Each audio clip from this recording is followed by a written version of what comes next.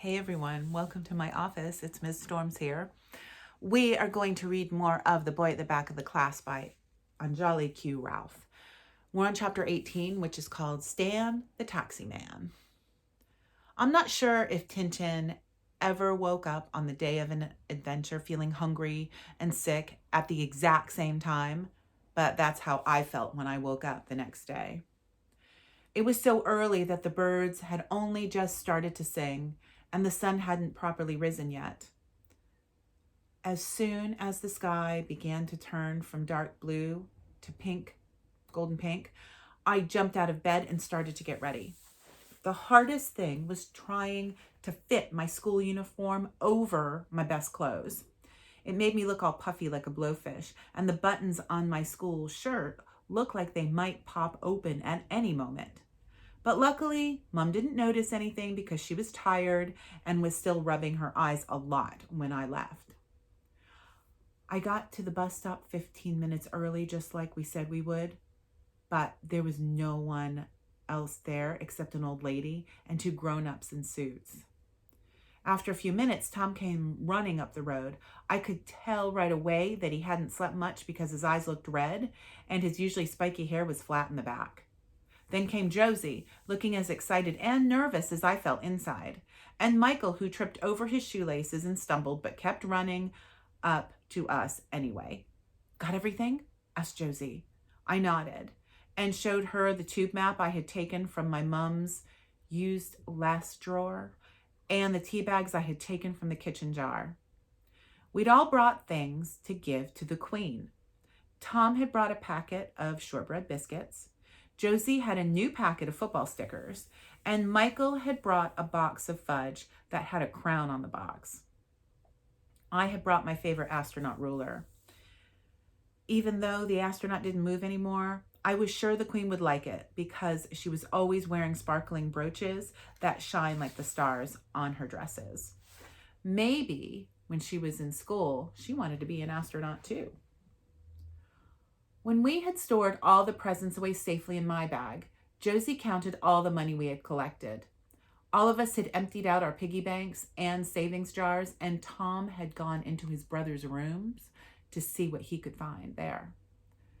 "They've got loads of coins everywhere. I can't believe I've never done this before," he exclaimed, bringing out a fistful of coins. In the end, we had exactly 27 pounds and 62 pence. A fortune. Half of 27 pounds and 62 pence is... Josie squeezed her eyes tight and quickly did the maths in her head. 13 pounds and 81 pence. She gave half the money to me and half the money to Tom for safekeeping.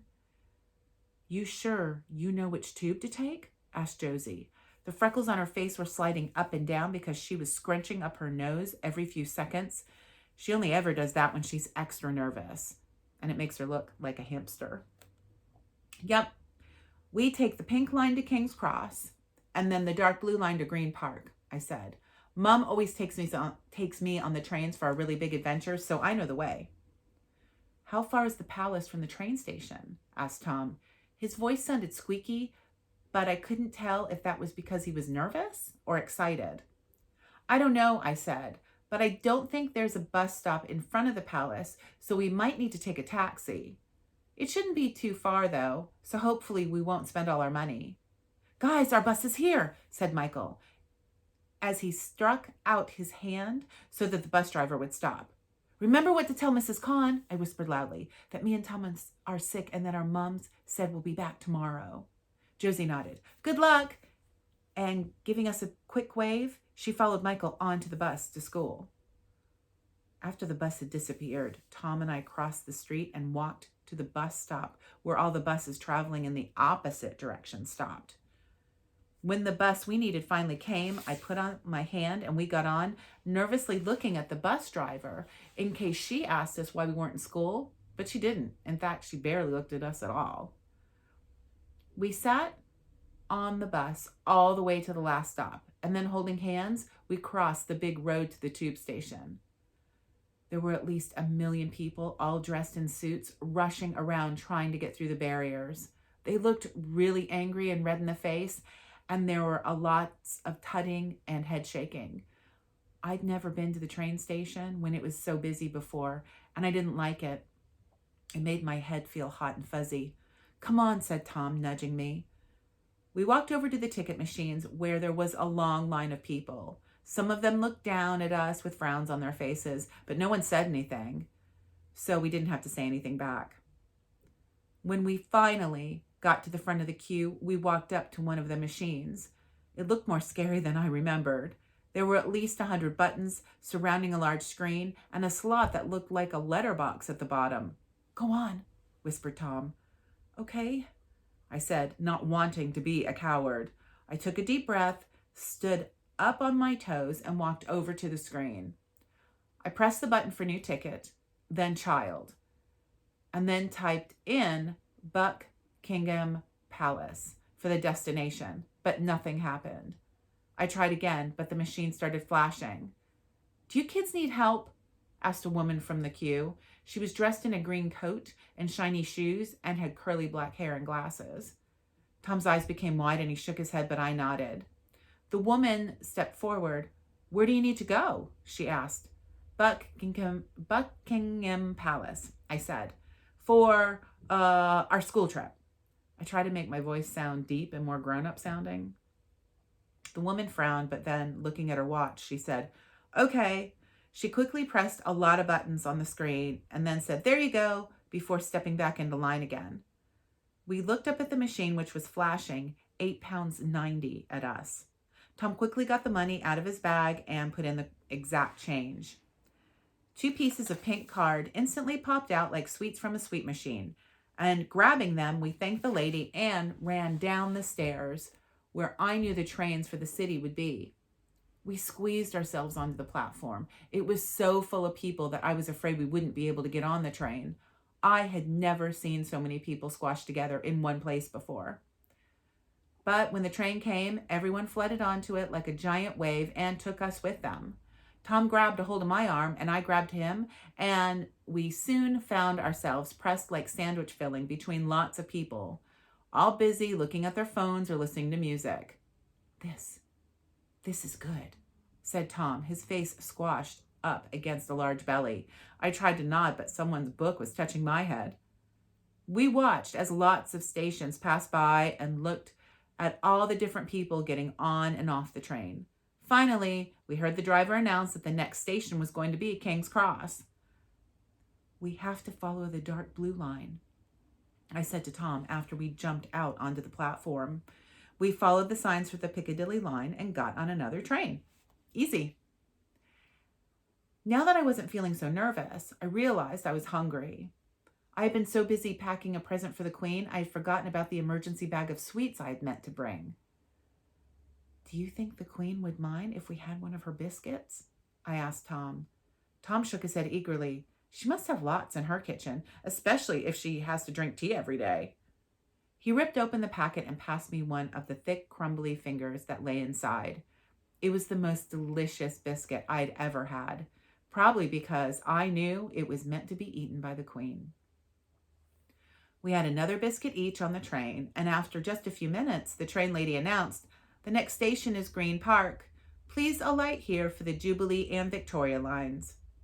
I like the train lady. She has a very nice voice. I imagine she looks like Mary Poppins and sits in front of the next train to the driver in her own special chair. It must be fun going to all the stations and telling people which ones are coming next. We hurried off the train and followed the signs to the taxis. Running up the stairs, we found a long line of black cabs waiting in a row. Inside the one at the front was a man with curly red hair. He was eating a sandwich and bobbing his head along to the radio station. After he saw us looking at him through the window, he rolled it down and leant out. What can I do for you two? Please, we need to go to Buckingham Palace, I said, just as loudly and clearly as I could, because I remembered my Uncle Lenny saying that there was nothing taxi drivers hated more than people who didn't say where they wanted to go clearly enough. The taxi man leaned forward and looked around. Why are you on your own? He asked, frowning. We're meeting our teacher there. We're on a trip and we got separated from our class, and our teacher said that if anyone got lost to meet at meet the class there, said Tom in a rush. The taxi man frowned again and rubbed his chin. All right, he said eventually. Hop in. It'll be quick. Be quick about it. I ain't here chauffeuring lost kids around all day. You're lucky it's only a few minutes away, and I've got tykes of me own. We jumped in quickly. The taxi man locked the doors and, in a single move, swerved off. As he drove out onto the main road, he looked at us in a funny rectangular-shaped mirror that cars always have right at the front. Uncle Lenny says they're there so that drivers can check the traffic behind them. But I think they're there so that drivers can look at the people sitting in the back seat and then wonder why no one's looking at them.